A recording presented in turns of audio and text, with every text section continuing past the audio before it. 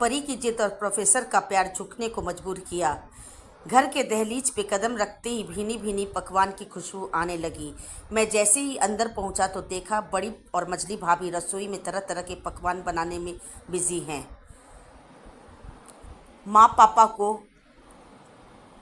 कल क्या बनेगा और नाश्ते और खाने में क्या क्या आइटम होगा वो बता रही थी।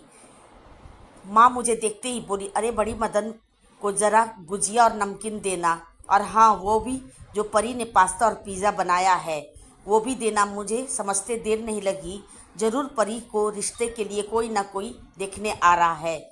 उसी के स्वागत में ये तरह तरह के पकवान और परी को पिज़्ज़ा पास्ता की क्लास दी गई होगी। मैं चुपचाप अपना बैग रैक के एक कोने में रखकर फ्रेश होने चला गया। वापस आया तो मछली भाभी नाश्ता लेकर खड़ी थी। माँ ने उसे घूरते हुए कहा, अब खड़ी हो रहेगी या चाय लाकर भी देगी? ऊपर से कल लड़के वाले आ रहे हैं, घर में इतना सारा काम है, जल्दी जल्दी हाथ चला, साफ सफाई भी करनी है। भाभी बुरा सा मुंह बनाते हुए रसोई की तरफ चल पड़ी। मैं खामोशी से तस्तरी में पड़ी हुई गुजिया, नमकीन और पास्ता को देख रहा था और माँ के कुछ बोलने का इंतज़ार। कल परी को देखने लड़के वाले आ रहे हैं, कल ऑफिस से छुट्टी ले लेना। माँ इतना कहकर मेरा मुंह देखने लगी। शायद उन्हें मेरे जवाब का इंतज़ार था, पर मैं खामोश रहा क्योंकि मेरे अंदर एक अजीब सी घुटन हो रही थी। मन ही मन सोचने लगा, माँ ने परी को सो पीसी बना दिया है, पर कहीं ना कहीं वो भी सही है। परी की उम्र भी तो हो रही है शादी की उसके साथ की लड़कियों की शादी भी तो हो गई और वो सब एक दो बच्चे की माँ भी बन गई। शाम में लड़के वाले जो आने थे, आज घर का कोना कोना चमक रहा था। बेसन और हल्दी का लेप लगाए पड़ी एक कोने में बैठी थी और उसके चेहरे की चमक गायब थी, जिसे देखकर मुझे बहुत दुख हुआ। मैं परी के पास जाकर बैठ गया। मदन भैया, परी धीरे से डरी आवाज़ में बोली। तो मैंने उसकी पीठ को थपथपाते हुए बस इतना बोला, सब ठीक होगा मेरी गुड़िया। पर अंदर ही अंदर कहीं ना कहीं मैं भी डरा था, कहीं उन्होंने भी ना कर किया तो मेरी मासूम बहन का दिल और हिम्मत दोनों टूट जाएगा। पर होनी को कौन टाल सकता है। यहाँ से भी ना की ही खबर आई और परी के साथ साथ पूरे घर वालों की हिम्मत टूट गई। अब माँ को अपने फैसले पर अफसोस हो रहा था। माँ को लगता था कि क्या होगा, परी को पढ़ा लिखा कर 3 भाई की छोटी बहन है, इतनी ज़मीन जायदाद है, कोई भी शादी कर लेगा। पर माँ की बातों में बहकती हुई गई। शुरू में बहुत रिश्ते आए तो परी ने सबको इनकार कर दिया। मैंने उसे बहुत समझाने की कोशिश की। मर्द वो होता है जो अपनी पत्नी की इज्जत करे। उसने अपने दिमाग से अपने जीवन साथी की एक अलग ही तस्वीर बना ली थी, जो उसे आने वाले रिश्ते में नहीं दिखता। धीरे धीरे रिश्ते भी आना बंद हो गया।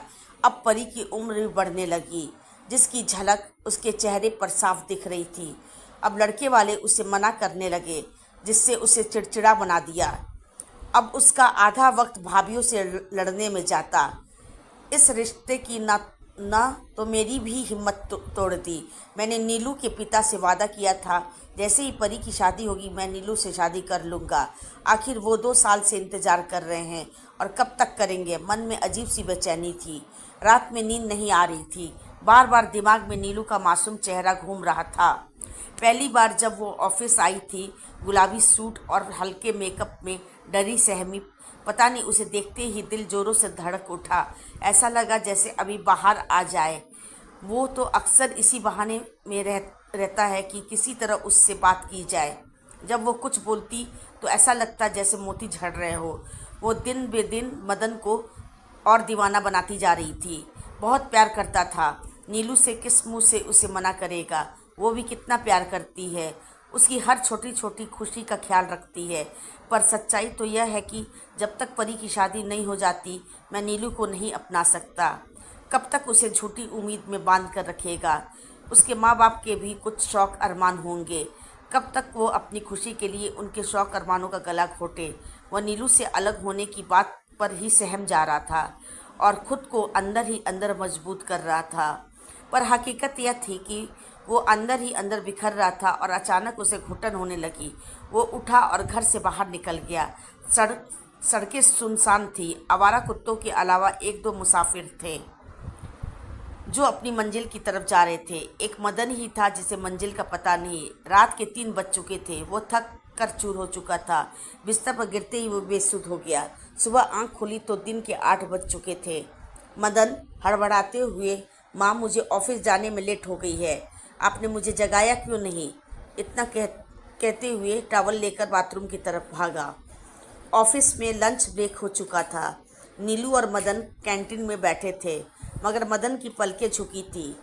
नीलू हंसते हुए बोली, क्या हुआ, क्यों लड़की की तरह शर्मा रहे हो? नीलू, मुझे तुमसे कुछ कहना है, प्लीज़ तुम दिल पर मत लेना। वो कुछ कहता इससे पहले नीलू ने अपनी नाजुक सी उंगली उसके होठों पर डाल दी।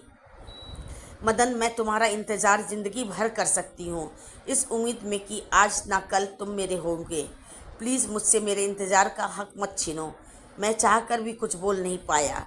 कभी परी तो कभी लड़के वाले उसे रिजेक्ट करते रहे। अब उसे इन सब बातों का कोई फ़र्क नहीं पड़ता। अब वो अपना सारा समय सिलाई बुनाई में लगाती। मेरी पोस्टिंग आगरा हो गई। माँ पापा ने थक हार कर मेरी शादी नीलू से कर दी। आज मैं 1-2 साल की गुड़िया का बाप हूँ। परी ने शादी ब्याह के झंझट से निकलकर खुद को अपने पैरों पर खड़ा कर दिया। परी को सिलाई कढ़ाई आती थी। उसने खुद का बुटीक खोल दिया। परी का नीलू से बनता था। परी ने नीलू से काम चलाई पढ़ाई भी सीख ली। सब अच्छा चल रहा था, पर कहीं ना कहीं माँ को परी का अकेलापन खाए जा रहा था, और मुझे भी। मैं जितनी कोशिश कर सकता था कर कर रिजल्ट ज़ीरो ज़ीरो आया। अब सब समझौते वाले रिश्ते आ रहे थे। किसी का डाइवोर्स तो किसी का बीवी, जिसके लिए परी बिल्कुल राजी नहीं थी। संडे का दिन था, सब फुर्सत में थे। पापा और टीवी पर न्यूज़ देख रहे थे। नीलू और भाभी घर के कामकाज में बिजी थे। परी बच्चों के साथ खेल रही थी। मैं बैठा पढ़े पेपर पढ़ रहा था, दोबारा पढ़ रहा था, कहीं कुछ छूट तो नहीं गया है।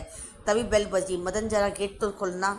मैं भनभनाते हुए गेट की तरफ बढ़ा। कोई चैन से पेपर भी पढ़ने नहीं देता। मैंने जैसे ही गेट खोला, एक आदमी खड़ा था जिसकी उम्र कोई 36 या 37 साल की होगी।